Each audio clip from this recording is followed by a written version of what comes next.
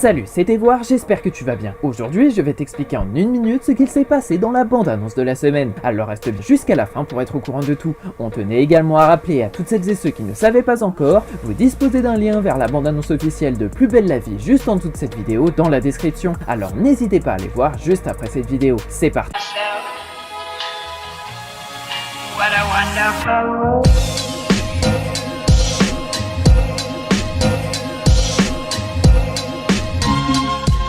La semaine dernière, Louis Roby a été poignardé, s'est retrouvé entre la vie et la mort, laissant sa famille et tout le quartier dans l'angoisse d'une greffe qui pourrait ne jamais arriver. En parallèle, Chloé Valère a vécu une véritable descente aux enfers. Alors qu'elle se bat pour récupérer sa fille Elena, la famille d'accueil l'accuse de lui donner de faux espoirs, ravivant des blessures intimes et la plongeant dans un profond désarroi. Et l'avocate Maître Bataille relance quant à elle les tensions en tentant de récupérer un dossier explosif qui pourrait détruire la famille Kepler. Pour cette semaine dans Plus belle la vie, Louis Roby fait des crises d'angoisse à répétition après avoir appris la mort d'Audrey, hanté par des rêves où elle lui dit qu'elle vit en lui, et il décide d'en parler à ses proches qui, sans comprendre, le soutiennent. Mais Barbara Evno, elle, soupçonne que Louis a reçu le cœur d'Audrey, sauf que Barham refuse de confirmer en raison du secret médical, ce qui ne l'aide pas à avancer vers la vérité. Du côté du pavillon des fleurs, Luna Torres apprend par téléphone que son fils Martin a tiré sur son professeur avec un pistolet à billes. Luna décide finalement de partir à Lille pour le récupérer afin de la ramener avec elle à Marseille, ce qui nous promet donc de découvrir un nouveau personnage qui pourrait vite se faire de nouveaux amis au Mistral. Puis Chloé Valère se fait humilier par Géraldine, la compagne de son ex Yann, qui la traite littéralement de boniche devant tout le monde. Mais elle reste persuadée que Yann pourrait quitter sa femme et ne flanche pas face aux intimidations de Géraldine. Mais Chloé en a plus que marre de se faire des films, alors quand elle croise Yann une dernière fois devant Elena, elle prétend ne pas le connaître, signe que la situation devient de plus en plus compliquée. La vidéo explicative est terminée, j'espère qu'elle t'a plu. Si c'est le cas, n'hésite pas à déposer ton like et éventuellement à t'abonner pour suivre les prochaines vidéos. Salut!